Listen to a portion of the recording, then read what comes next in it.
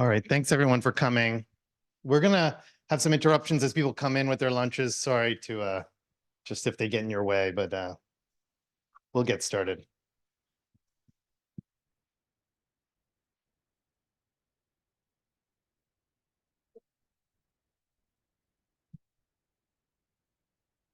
Yo, check it. Listen up to this track.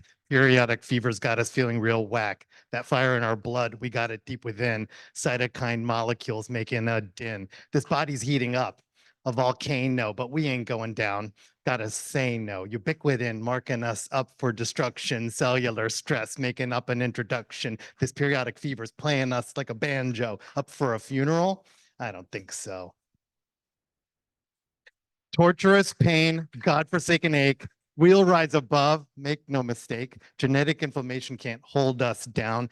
Kastner's here to wear your crown. Let me tell you about this man of wit from NIH's halls. He's the leadership. Kastner's his name. In the lab, he's legit. Inflammation his game. He's got the full kit. From Princeton's halls, he kicked off his ride. Then to Baylor, knowledge he imbibed. Mind like a magnet, making his schemes. Now he's Bethesda, cracking open jeans. His deep voice at your bedside. Inflammation full of steam, genes and cytokines in the bloodstream, heat-seeking missile taking you down. Kastner's here to wear the crown. FMF will bring you to your knees. Common disease in the LA breeze. NF-kappa B activation, it's a dream. He'll sequence your ass in his molecular beam. As scientific director, he rules the gene scene, unraveling these patients with the medical machine. Immunity's imbalance, cytokines roar. Listen up now as Kastner soars.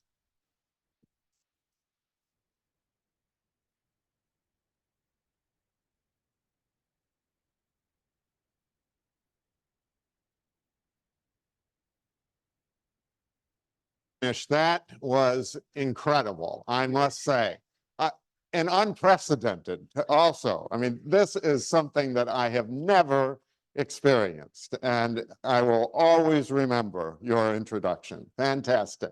So anyway, thank you very, very much, and thank you all for being here, and thank you for the invitation.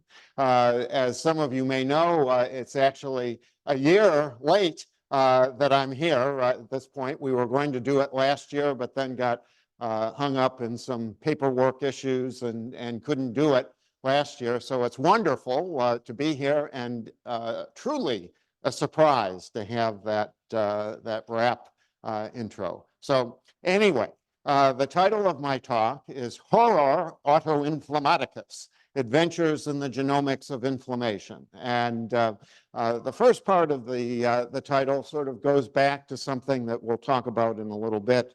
That's over 100 years old, so more than just the 1 year that we're late giving this talk. But the second part of it, Adventures in the Genomics of Inflammation, hopefully by the end of this talk, you'll have a good time hearing about some of the fun things that we've been doing over the years. And really, it is just a fantastic thing doing clinical and translational research. And I hope that you'll have that sense, if you don't already, by the end of the talk. So, of course, there is the obligate declaration that I have no financial relationships to disclose, especially as a federal government employee. I certainly shouldn't have any such things to disclose. So we're going to be talking today about the systemic autoinflammatory diseases. And for those of you who are not familiar, if there could be anyone in this audience who's not familiar with them, just a brief review.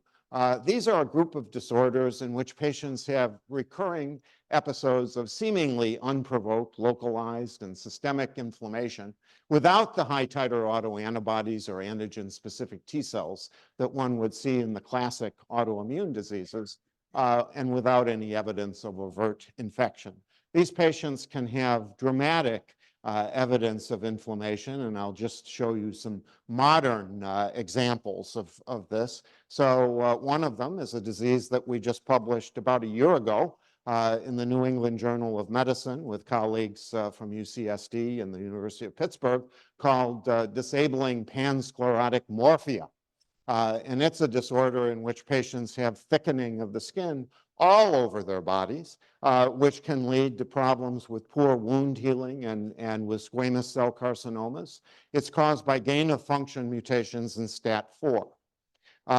Another example is a relatively newly recognized disease called ROSA syndrome. ROSA stands for retinal dystrophy, optic nerve edema, splenomegaly, anhidrosis, and headache. And it is caused by gain-of-function mutations in ALPK1, which is a relatively recently recognized kinase that's actually a sensor for 7-carbon sugars. 7-carbon sugars can be made by bacteria, but not by us. And so having a sensor for 7-carbon sugars is a good thing for the innate immune system.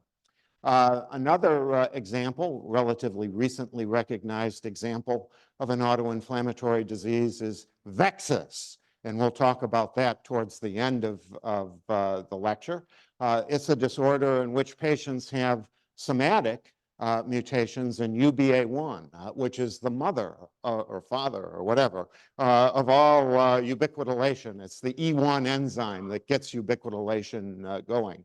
And somatic mutations in this gene are seen in men usually over the age of 50. It's actually probably the most common autoinflammatory disease recognized in the world today. Basically, patients who have it can have a number of different clinical conditions, including relapsing polychondritis, Sweet syndrome, polyarteritis nodosa, giant cell arteritis. It's really a very interesting disease, and we'll talk about it towards the end. And then finally, another relatively recently recognized example is DADA2, which is the deficiency of adenosine deaminase type 2. I'm sure that some of you are familiar with deficiency of adenosine deaminase, which is a well-recognized, long-recognized cause of severe combined immunodeficiency disease. ADA2, rather than being an intracellular enzyme, is an extracellular molecule. And patients who have deficiency of ADA2 oftentimes are young children who present with recurrent fevers and stroke, or in other cases, they're kids who present with a recessively inherited form of polyarteritis nodosa, seen in the Georgian Jewish population. In any case, these are disorders of the phylogenetically ancient innate branch of the immune system, and they provide new insights into human biology and opportunities for targeted therapies, which is really one of the fun things of all this, is that in a lot of cases, the recognition of the causative gene has happened at about the same time that the biologic pathway was recognized, and that the biotech industry had developed agents that allow one to intervene for those patients. So really fun. Just to put it into some historical perspective, and this is where the horror autotoxicus comes in, or horror autoinflammaticus, is that there's this guy, Paul Ehrlich, who was actually one of the great immunologists of the early 20th century. He won the Nobel Prize in Physiology or Medicine in 1908. And he had this idea, horror autotoxicus, which was basically that the immune system is so potent that it would be unimaginable for it to turn against its host. It would be impossible. You'd die from it. And so at least the prevailing thinking in the immunity community, in the immunology community, for the first half of the 20th century was that autoimmunity was impossible. And it was only in the middle of the 20th century, with the recognition of autoantibodies in Hashimoto's disease, and then shortly thereafter, anti-nuclear antibodies in lupus and rheumatoid factor in rheumatoid arthritis, that it became recognized that the adaptive immune system anyway, could actually cause autoimmune disease. And then it was towards the end of the 20th century that the recognition of abnormalities in the innate immune system might cause something a little bit different from the classic autoimmune diseases. So in any case, my first exposure to autoinflammation was actually when I was a fellow at the NIH, a beginning fellow in rheumatology at the NIH. And if you can believe it, actually, that was in 1985. I was 5 years old at the time, starting my fellowship. And this is a handwritten note that I wrote about a patient that I saw in rheumatology clinic who was referred to the NIH. He was in his early 20s. He was of Armenian ancestry, and he had a roughly monthly history dating back to infancy of recurrent fevers with mono or quasi-articular arthritis. And we thought that maybe he had familial Mediterranean fever. Actually, there was another fellow in the lab that I was working in who was from Israel who helped me make this diagnosis. And for those of you who are not familiar with FMF, it's a disease that's seen in people of Mediterranean, familial Mediterranean fever, or Middle Eastern background, Jewish, Arab, Armenian, Turkish, Italian people, recessively inherited, characterized by episodes of fever that usually last on the order of 1 to 3 days. And with those, there we go. And with those episodes of fever, they can have sterile peritonitis, they can have sterile inflammation of the serosal surface around the lungs, they can have arthritis, and at least some patients develop something called AA amyloidosis, which is where there's the deposition of the cleavage product of one of the acute phase proteins that's made during the inflammatory episodes, deposits in the kidneys or other vital organs. And at least back before there were any treatments recognized for FMF, this was a fairly major cause of death in these patients, is that they would die from renal failure.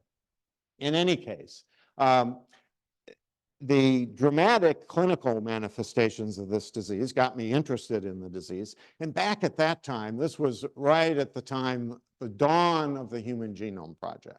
It was at a time when people were just beginning to think that maybe one could go after the gene for an inherited disease using some sort of a unbiased, systematic approach. And although that's what we do, that's, you know, sort of the usual thing that we'd want to do nowadays in science, back at that point, having an unbiased systematic approach was something that was still sort of a revolutionary thought.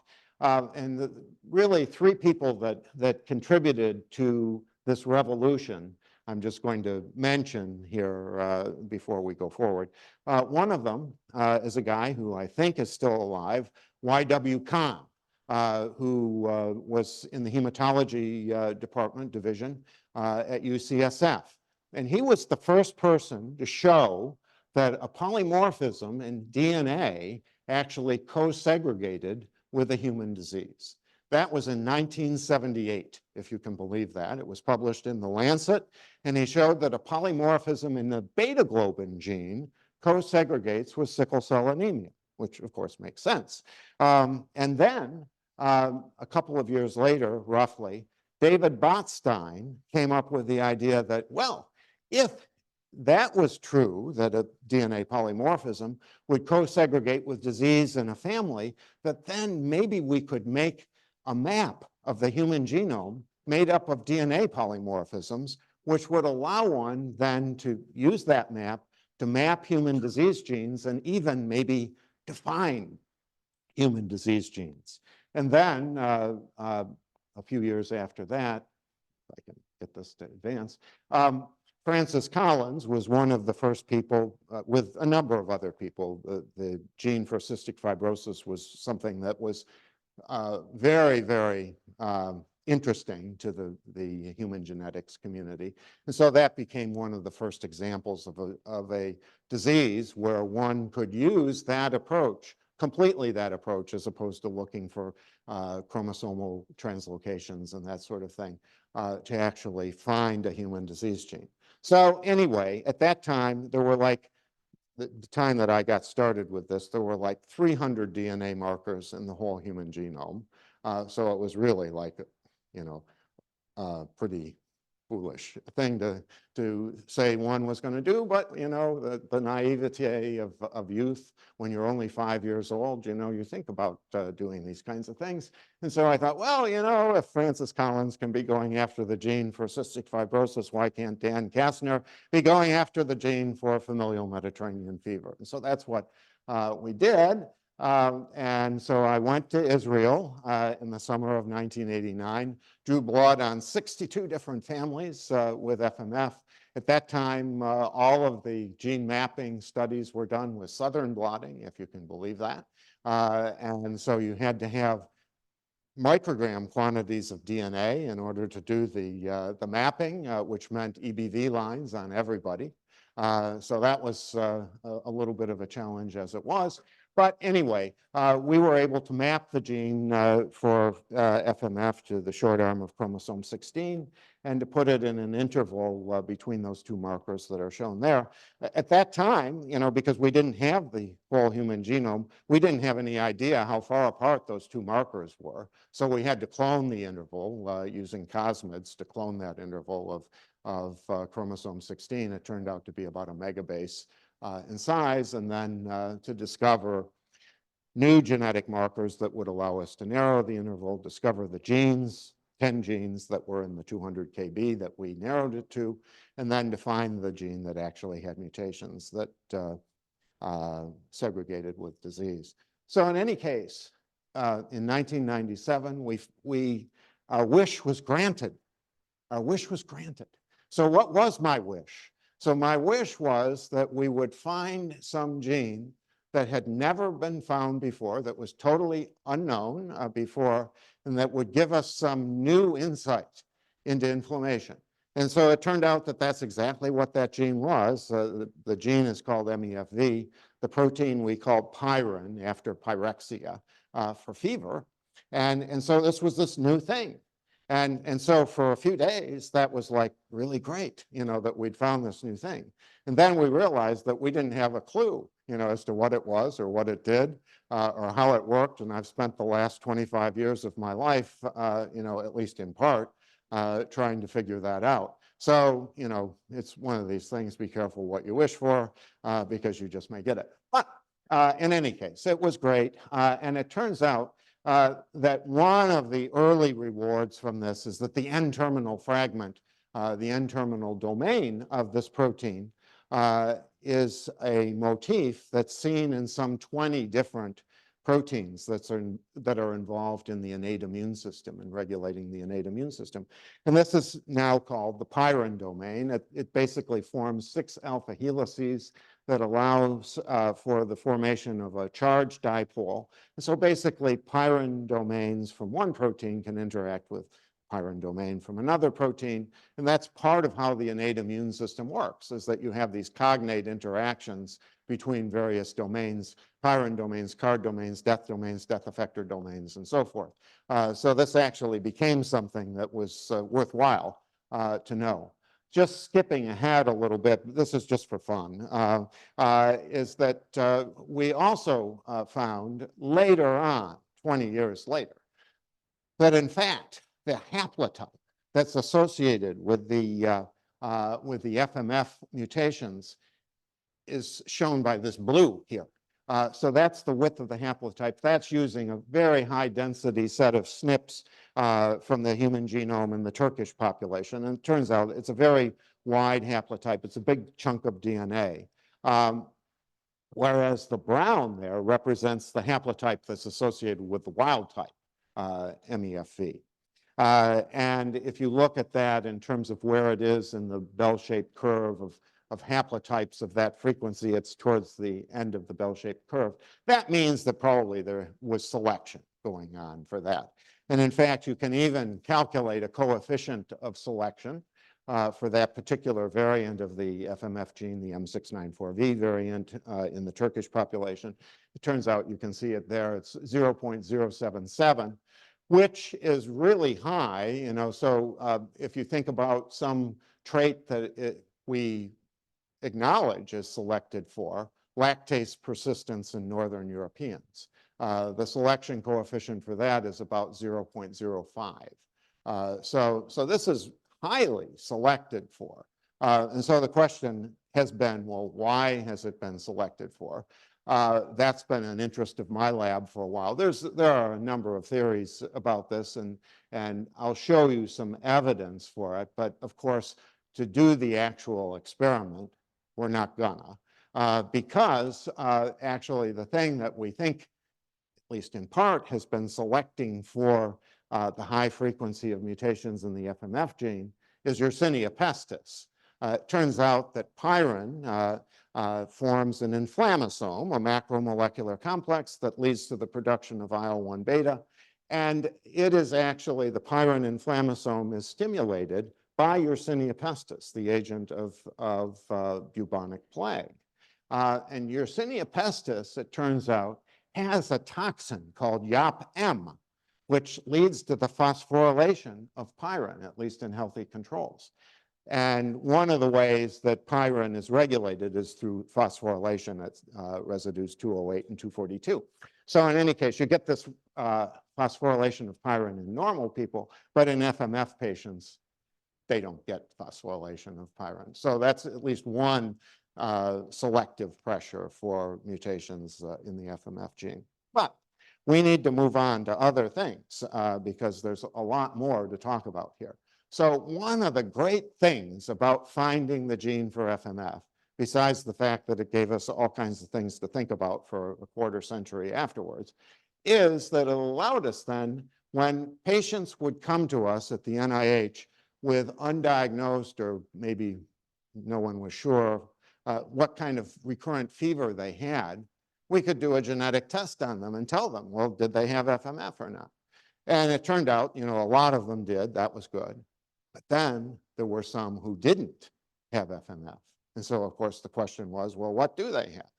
And there were some of them that had what appeared to be a dominantly inherited periodic fever syndrome, where they had prolonged episodes of fever. Remember, I said that the attacks of FMF last on the order of 1 to 3 days.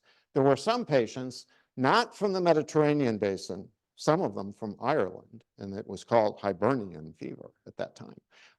Some of them had fevers that would last a month to 6 weeks at a time.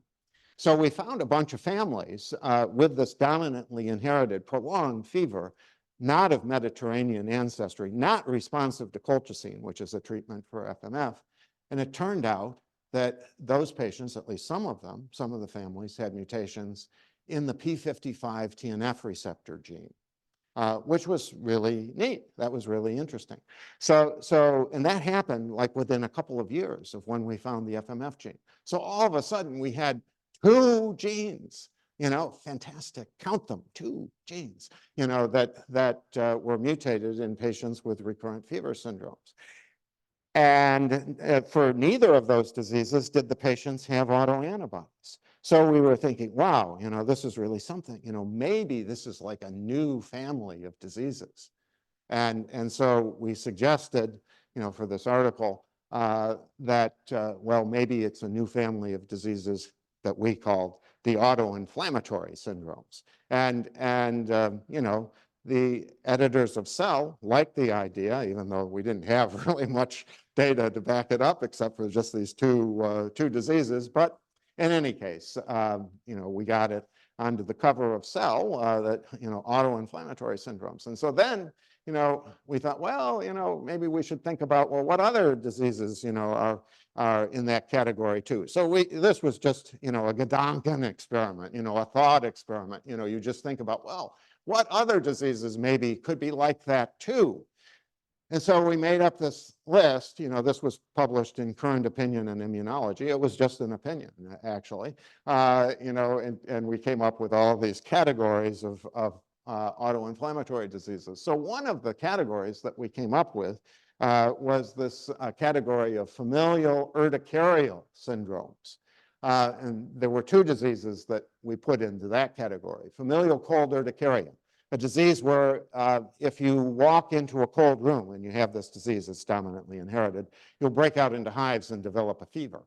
And then there was another disease called Muckle-Wells syndrome that was not cold sensitive, but where people would sometimes dominantly inherited again, where people would develop hives and a fever, and some of them would develop amyloidosis. So anyway, but this was all speculative. And then, you know, this is like fact stranger than fiction, what I'm about to tell you. So within like 1 year, this article came out in Nature Genetics from Hal Hoffman from UCSD.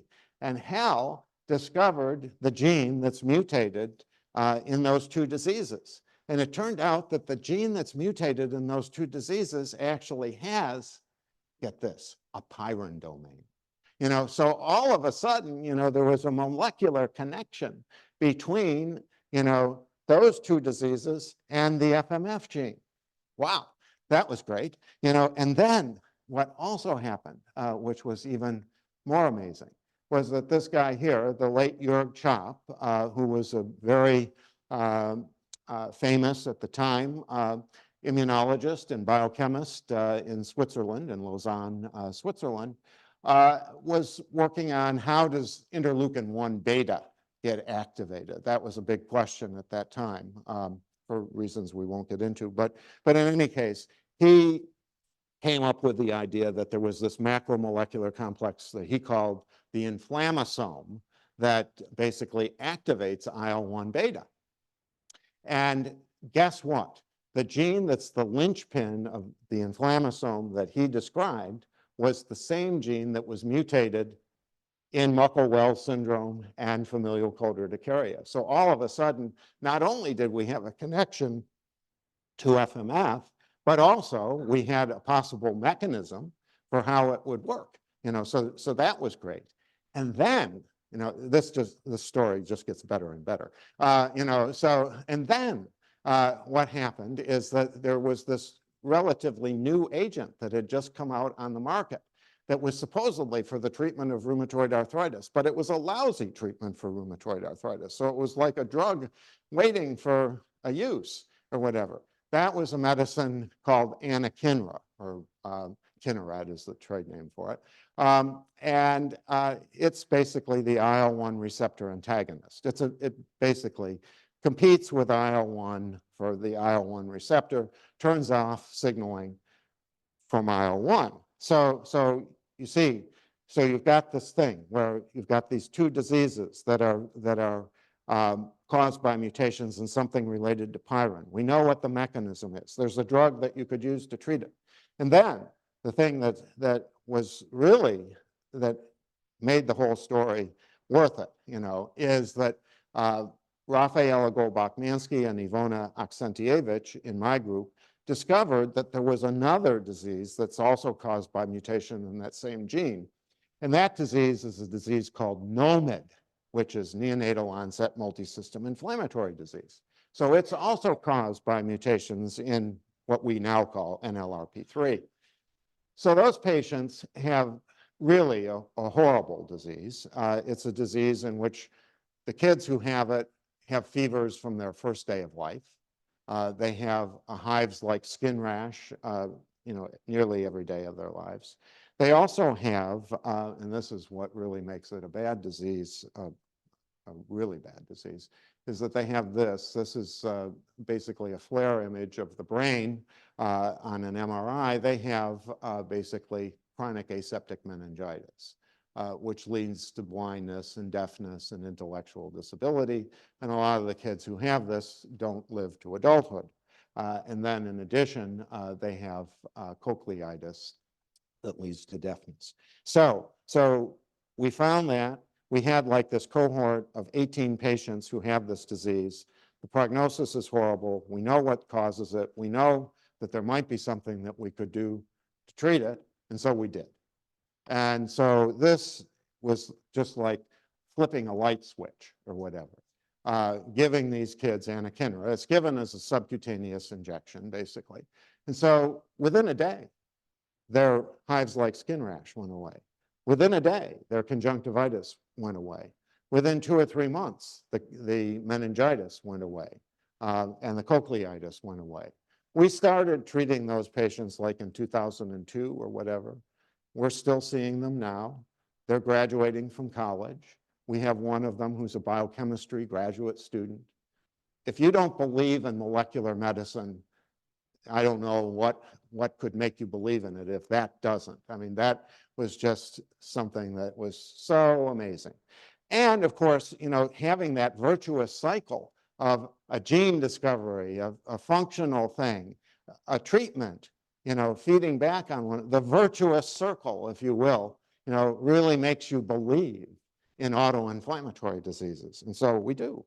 So in any case, so here's different kinds of autoinflammatory diseases. One of them is what are called the inflammasomopathies. We've talked about NLRP3 and a little bit about pyrin. There are other molecules that also can form inflammasomes that lead to excessive IL-1 production. And basically the treatment for any of them is to inhibit IL-1, either using anakinra, what we've used for NOMED, or canakinumab, which is a monoclonal antibody against IL-1 beta. So in any case, but there are other families of autoinflammatory disease. Just to go into another family, the type 1 interferonopathies. So this also based on a clinical encounter. So this is a disease that was solved. It's a disease called SAVI that was solved by Rafaela Goldbach-Mansky at the NIH. And so basically, she saw several patients, including a kid that we had seen from Chile, who had this horrible disease where he had developed a vasculopathy of his fingers and his toes, and he was having auto amputations of parts of his feet. I mean, it was awful. And his mother, brought him to us, with the thought that we would be able to solve it, which we were not, at least initially. Of course, the Genome Project moved ahead. Exome sequencing became possible. Rafaela did exome sequencing on that patient, several others, and found de novo gain of function mutations in a gene called TMEM173, which encodes a protein called STING. And STING is actually a sensor for double-stranded DNA. And again, this was one of these incredible coincidences. Rafaela discovered the mutations in STING at almost exactly the same time that James Chen at UT Southwestern was figuring out that STING is a sensor for double-stranded DNA. That basically there's this molecule called cGAS that chops up double-stranded DNA in the cytoplasm, turns it into the cyclized things, GMP, AMP, cyclic, called cGAMP, which then can bind to STING, and then STING will in turn lead to the production of type 1 interferon, which can stimulate the innate immune system, and it does so through the JAK-STAT signaling pathway. Patients who have this disease, SAVI, which is STING-associated vasculopathy with onset in infancy, have gain-of-function mutations in STING, so it just drives the whole process, essentially. And that leads to an autoinflammatory disease. And in terms of treatment, well, what would you use to treat it? Well, one thing that you could use would be a JAK-STAT inhibitor. So Rafaela has used baricitinib for some of the patients with this, although now we know that probably monoclonal antibodies against the type 1 interferon receptor, such as anifrolumab, may be more effective in the treatment of this condition. What's more, it turns out that STING, can get recycled. So basically what happens is that STING goes from the Golgi, goes from the endoplasmic reticulum to the Golgi, where the signaling actually takes place. And then it gets recycled back to the endoplasmic reticulum through these chaperone-mediated vesicles. Anyway, if you lack this recycling process, then it's like having a gain of function mutation in STING. So there's another disease called COPA syndrome that's maybe not as severe as SAVI, but where, again, one has a problem with that pathway. Certainly the same kinds of treatments can be used for that as well. And then, going on to pansclerotic morphia. So this is a disease I mentioned before that's caused by gain of function mutations in STAT4. And STAT4 is part of that cycle, where you get type 1 interferon binding to the interferon receptor, which then signals through the JAK-STAT signaling pathway, and you get inflammation. So this is a disease that actually, it's another one of these things where it's always a good idea to talk to other people. That's the moral of this story. So this story actually goes back a couple of years. I was giving a grand rounds, a virtual grand rounds. This was back when we still couldn't travel to do what I'm doing here in front of you all right now. I was doing it, over the computer to the University of San Diego, University of California at San Diego. And so I was talking about autoinflammatory diseases. And at the end of my talk, I was talking with Lori Broderick, who told me about this incredible family that she was taking care of, in which there were two boys who both of them had this disabling pansclerotic morphia. One of them, that actually the younger son in the family, had the first serious manifestations of it, and he actually had a quadruple amputation, amputations of both arms and both legs. And they didn't know what it was at the time. They hadn't done any genetics on it yet. And then his older brother started getting the same thing. So, if you were parents of those two kids, what would you be thinking? Oh my God, and so in any case, they did exome sequencing, or maybe genome sequencing, I guess, and they found that there was a gain of function mutation in STAT4 in that family. And so just reasoning on that, Lori treated the older brother with ruxolitinib, and actually he got a lot better. So that was the story that they told me.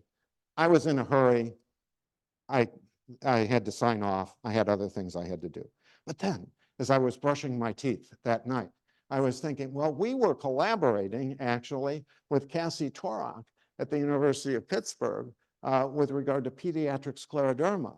And we had this one case shown here on this pedigree where there was a de novo gain of function mutation in STAT4. And the problem with this game, with regard to the genetics, is that really, in order to make a case that you have something, you need a second family. So Lori had her family, and she couldn't get her thing published. We had our family, and we couldn't get ours published, but together.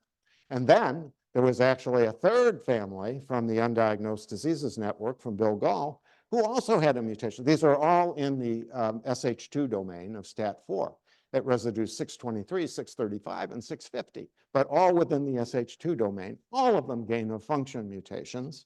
And so in any case, Sarah Blackstone in my lab then did transfection studies to show that even unstimulated, that you get increased phosphorylation of STAT4. And Lori Broderick showed that in fibroblasts from patients in vitro that you get huge amounts of IL-6 being produced, that could be actually downregulated in vitro with ruxolitinib. And here's the before and after of the older son that I was telling you about, who was started on ruxolitinib. So before therapy, he had relatively significant lesions on his hands and feet, but after 18 months of ruxolitinib, much of that had cleared. So anyway, another example of molecular medicine working, which is really great. So anyway, and then a third group of autoinflammatory diseases, the REL-opathies. So REL, is just another name for the P65 protein in NF-kappa B signaling. So these are NF-kappa B related disorders. Probably the first one to be recognized is Blau syndrome, which is caused by mutations in NOD2, which common variants of that can be associated with Crohn's disease. These high penetrance variants in NOD2 activate NF-kappa B in response to phosphorylated muramyl dipeptide, which is something that comes from gram-negative bacteria.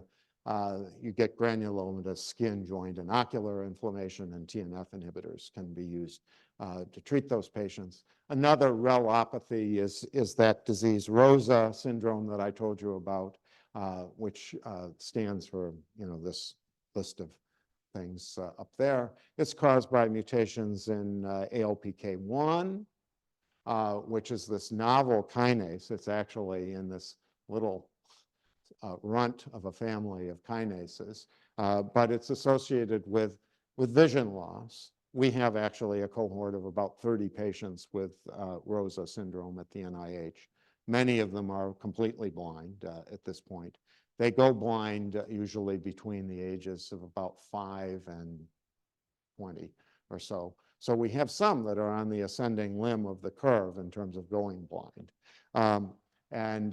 You can see they get optic disc edema, they can have calcifications in the basal ganglia, they get arthritis, they get huge spleens.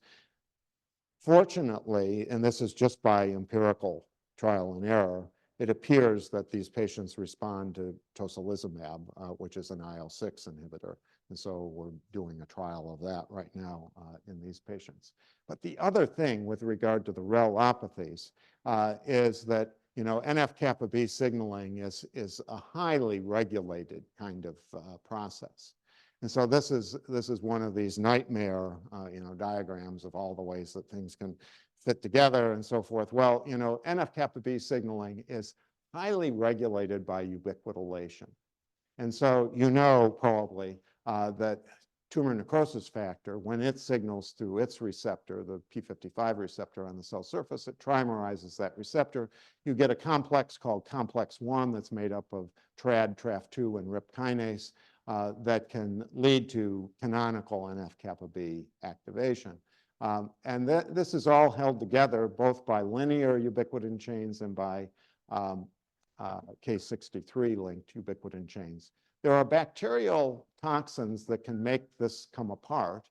And when that happens, you can get a second complex that forms, that's known as complex 2, that still has TRAD in it and RIP kinase, but it has FAD and caspase 8 as its other components. And that can lead to cell death, which in of itself can lead to inflammation. So that's two ways that you can get inflammation, a more highly choreographed way from complex 1, and then this sort of plan B of complex 2.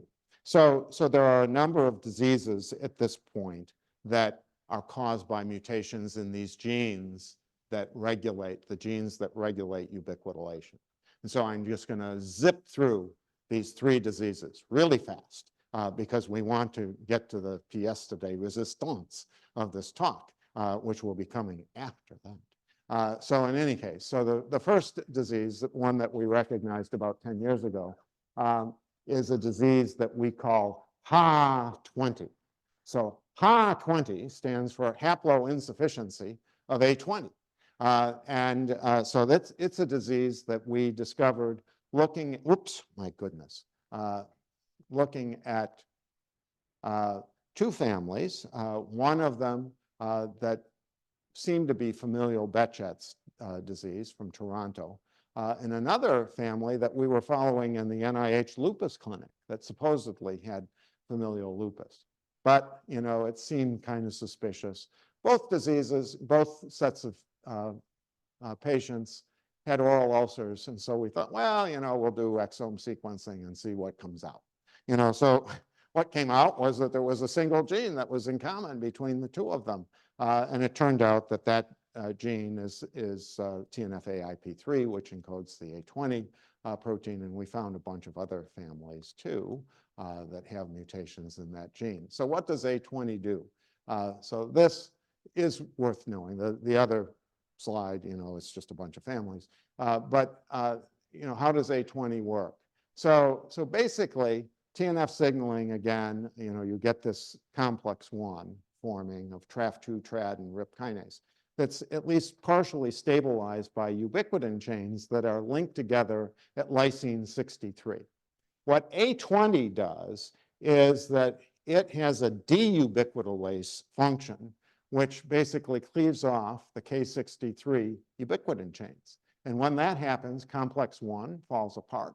And then A20 does a 1-2 punch. And it can not only remove K63 ubiquitin chains, but it can act as a ubiquitin ligase that actually adds K48 ubiquitin chains to the things that come apart, and that targets them for destruction in the proteasome.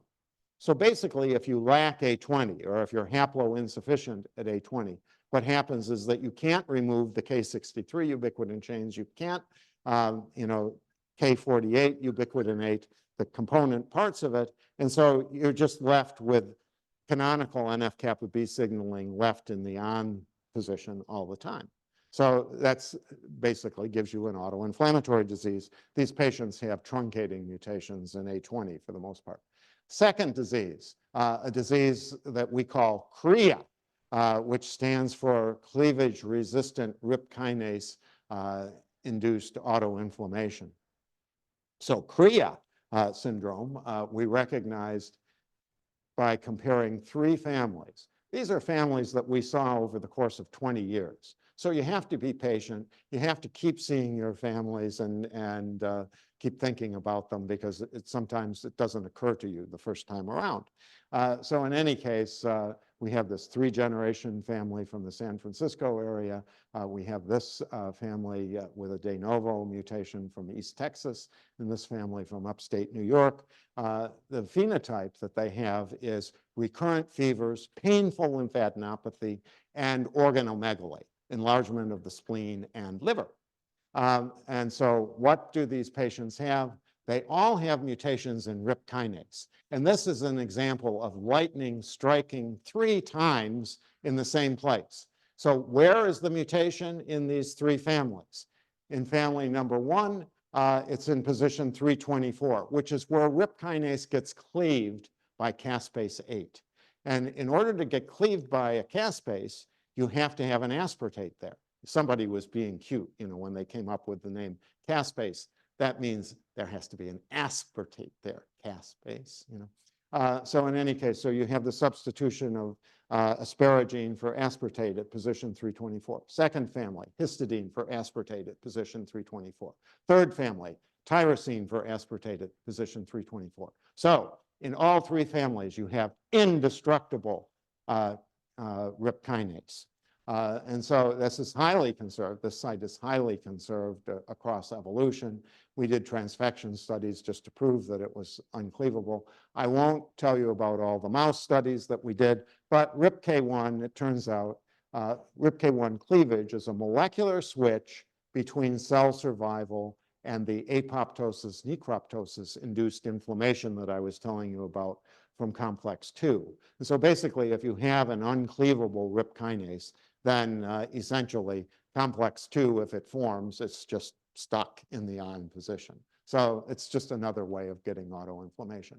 And here, this is hot off the presses. This is a paper that just came out in Nature Immunology last Friday. And so this is another new disease that we call Sharpenia.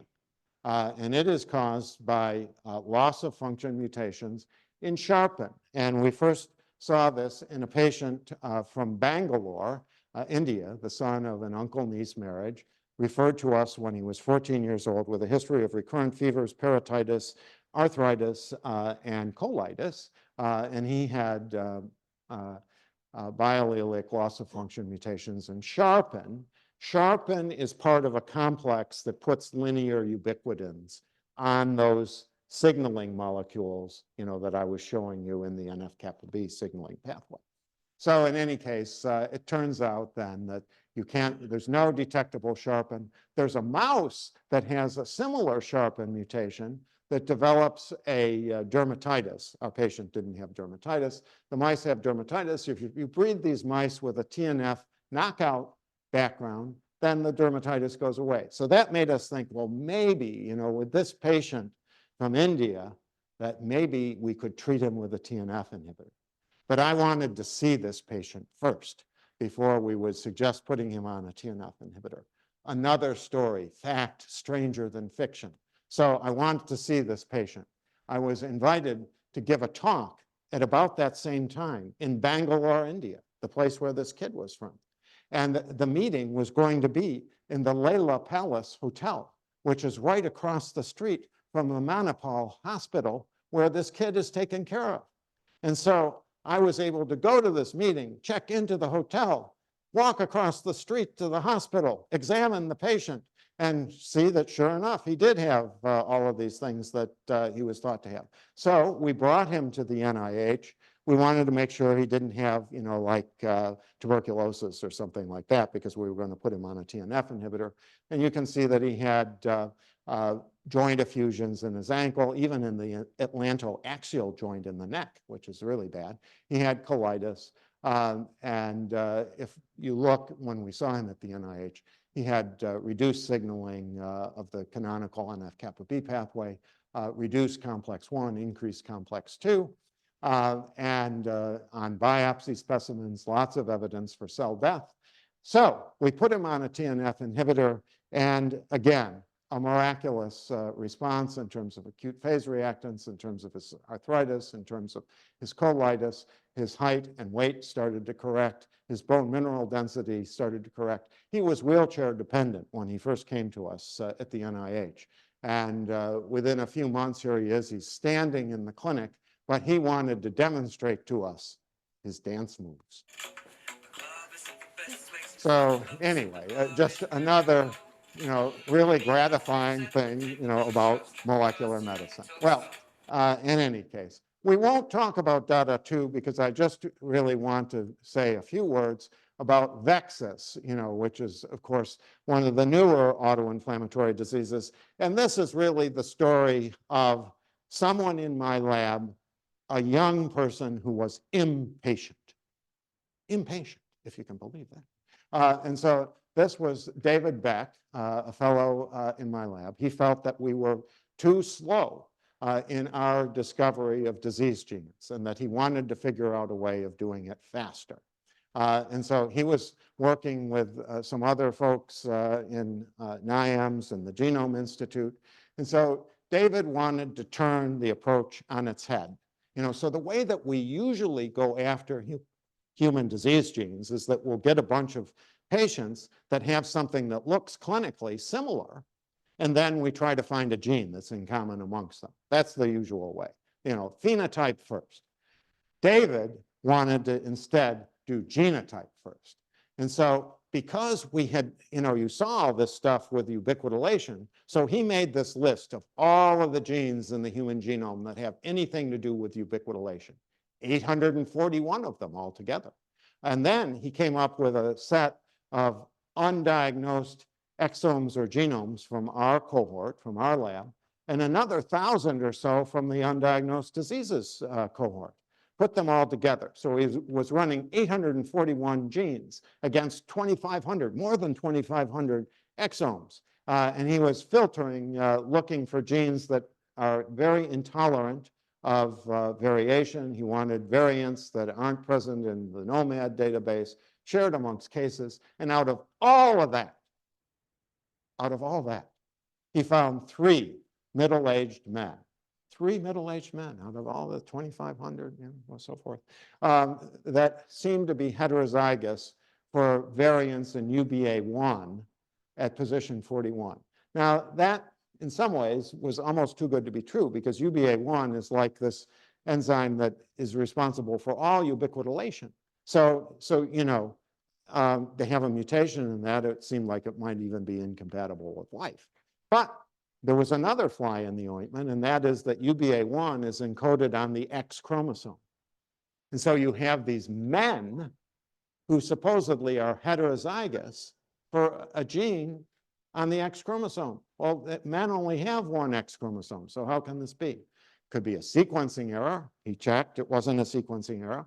It could be aneuploidy, checked, it wasn't aneuploidy. So then another possibility would be that it would be a somatic mutation, and that instead of all of the cells, because this is blood cells, so all of the cells in the blood having both variants, that there would be a subpopulation of cells in the blood that have the variant and another subpopulation that don't. And when you mix the DNA together, it makes it look like everybody, all the cells have both variants. So David checked that, and lo and behold, it was true that the myeloid cells have the variant. The lymphocytes do not have the variant. And so again, this is the last time I'm going to say this: fact stranger than fiction. So being good doctors, we decided that the only thing that we could do, because we knew that this variant was present in the bone marrow, would be to go to the hematopathology suite and to talk with the hematologist and look at those bone marrows under the microscope. So we did, if we can get this, oops, we did.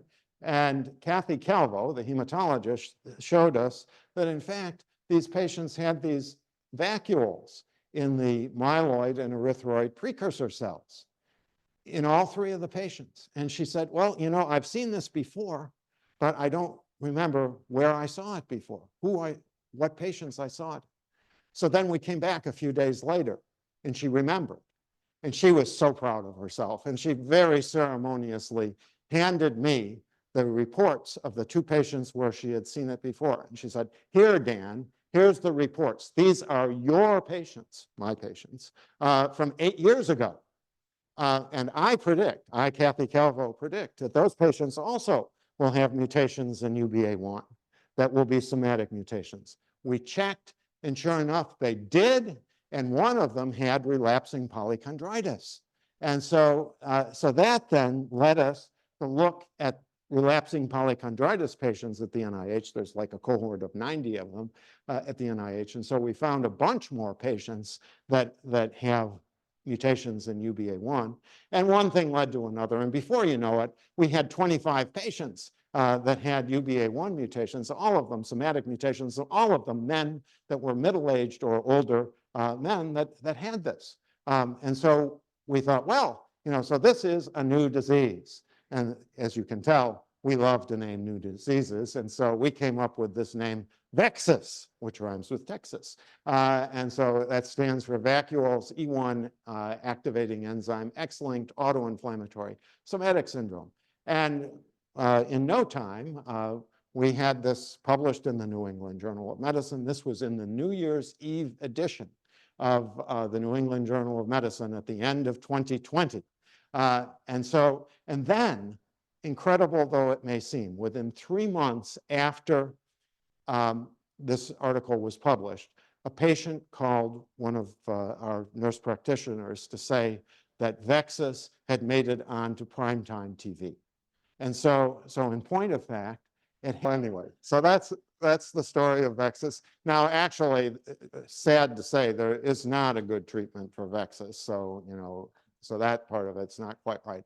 I'll just end by saying that there was this paper in JAMA published about a year ago showing that VEXAS is very common in the population, at least seen at the Geisinger Clinic. 1 in 4,000 men over the age of 50 has genetically proven VEXAS, which makes us think, if I can get this to advance, that perhaps, because this is a disease where the gene, knowing the gene allows you to cut across various clinical diagnoses. Some of the patients have relapsing polychondritis, some of them have Sweet syndrome, some of them have polyarteritis nodosa, et cetera. And it's all tied together by mutations in that gene. So maybe, at least in some cases, our taxonomy should be driven by the molecular diagnoses rather than the clinical. And it's open to investigation, as to whether that's going to turn out to be the case or not. But in any event, the summary is monogenic autoinflammatory diseases have taught us a great deal about how innate immunity works and its intrinsic connection to basic cell biology. Targeted therapies have been transformative while validating our understanding of the underlying disease. Variants in innate immune genes may protect against pathogens, but predispose to autoinflammation, and somatic mutations account for at least some adult-onset autoinflammatory diseases. Of course, this work is the work of people in the lab, people in the clinic working together, a lot of collaborators. The patients, certainly, this is the one disease I didn't talk about, DADA2.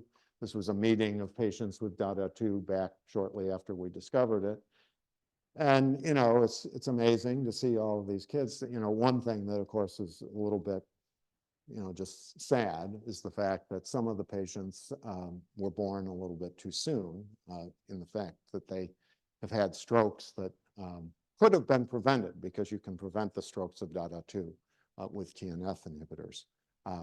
And anyway, and then, of course, the Clinical Center of the NIH and the NIAMS, NHGRI, and NIID, which made a lot of this work possible. So anyway, with that, I know I went over, and actually, Lucy has been standing there, you know, as the sign that I've been going over. And you see, and I've been sort of avoiding looking up to Lucy because I knew that I knew. I was looking actually at Dr. Butte's watch, you know, so that I could see what time it was. He very conveniently, you know, left his watch open, you know, so that I could see what time it was.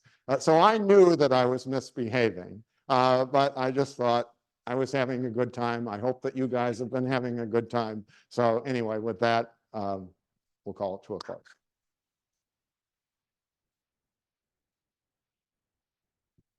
Okay, for those who do need to go, you can make your way out while others can start asking questions, just so we don't interrupt the flow of questions. Are there any questions?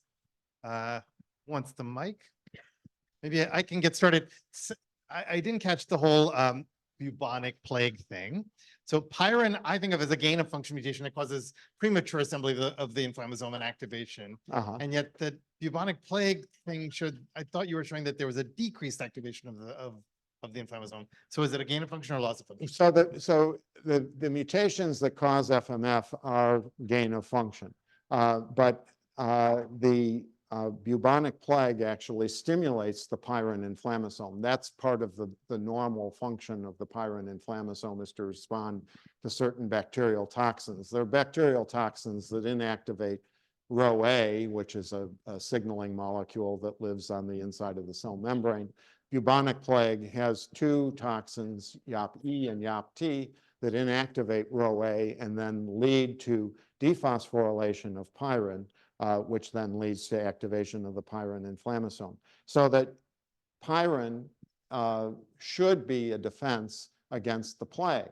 But the plague has evolved another toxin besides YAP-E and YAP-T called YAP-M, which actually hijacks a kinase from inside the cell that phosphorylates pyrin and turns off pyrin. So it's it's one of these cat and mouse, dances, between us and, pathogens. And that's going on, in evolution, all the time. So it's kind of neat to see. And who knows, what's the next step. Okay, we have some other questions. Oh, for the audience. Do you know of a connection between the microtubule system and inflammasome inactivation? Why does colchicine affect that? Yes. Well, that's a good question as to what is the mechanism of action of colchicine. So first of all, there are some studies looking at the effects of microtubule disruption in terms of the assembly of the inflammasome. The doses of colchicine that you have to give to cells in order to see that happen are more than what a human being would be able to tolerate. That would be toxic. The amounts of colchicine that are compatible with somebody not dying from an overdose of it do, though, have an effect in terms of the activation of the pyrin inflammasome at the level of Rho-A signaling. And so that's what we think is probably the mechanism, at least in treating patients. But there's another process that's going on downstream of the assembly of the pyrin inflammasome that is microtubule dependent, that one can see, at least in transfected cells and things like that. Yeah. Yeah. Can you hear me? Okay.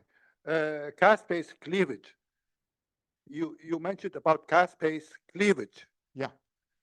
How much percent does it play in propagation of genetic diseases? And is it helpful?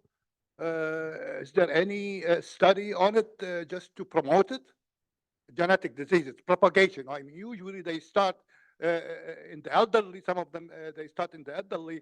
How can it be prevented?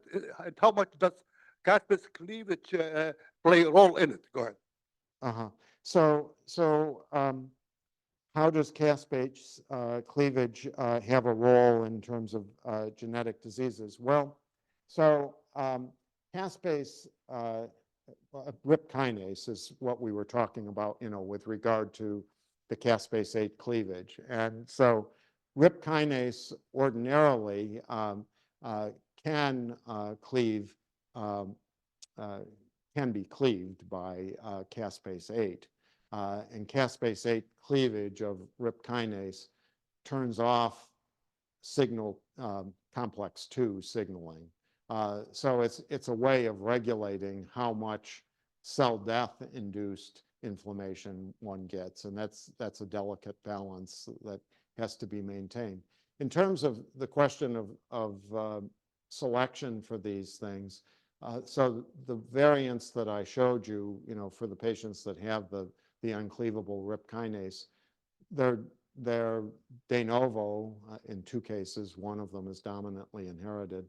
And I don't think that there's any increased resistance to infection. It's a good question. We haven't really looked at those patients, in terms of their resistance to infection. They certainly do have a lot of inflammation, though, and so it might be that, it could be selected for, but we haven't looked at that.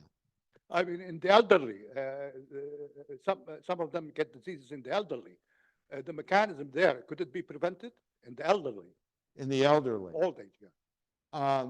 So you mean with regard to Vexus, or you mean with regard to the RIP kinase question? Both.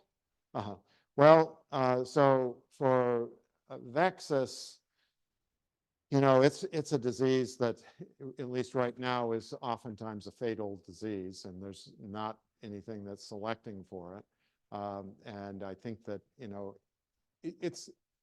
it does make one think, though, that perhaps a lot of adult onset inflammatory conditions could be caused by somatic mutations that, are not in the germline, aren't being selected for one way or the other, and that it really is the case that that's just the way, at least sometimes, we develop inflammatory diseases in later adulthood.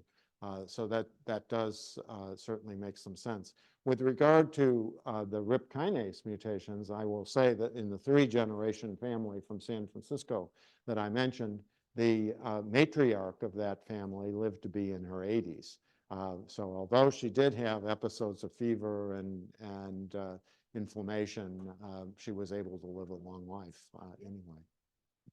There are 2 questions from the Zoom, and then we have one in the audience. So let me read one of the Zoom ones. Okay. Is it known what makes the UBA1 gene sensitive to somatic mutations? Well, that's a good question, and we don't really know what makes it sensitive to somatic mutation, although, just given the fact that it is as common as it is, would make one think that there is, something, that whether it's, somehow the surrounding nucleotide sequence that somehow makes it more susceptible to breakage or cleavage or something like that, I don't know. Okay, and the second question from Zoom is a little bit, it's from Nicole Tobin. It's a question about rate of change of mutations in the population as a whole. I'm thinking this has to do with bubonic plague, and did the mutations that arose that are maybe protective for pyrin arise after plague? Yeah, well, so the question is a great question, and it really gets to one's understanding of selection, because you know, if the mutations were present just at the time of the Black Death, you know, in the 1300s or whenever it was, and it was a one-time thing, then you wouldn't see an increase in the frequency of the variants in populations that have high frequencies of FMF mutations. So it has to be something that's persistent. And so one of the things that we had to do in writing the paper that we wrote on this subject was actually to look at the history of bubonic plague in the Middle East.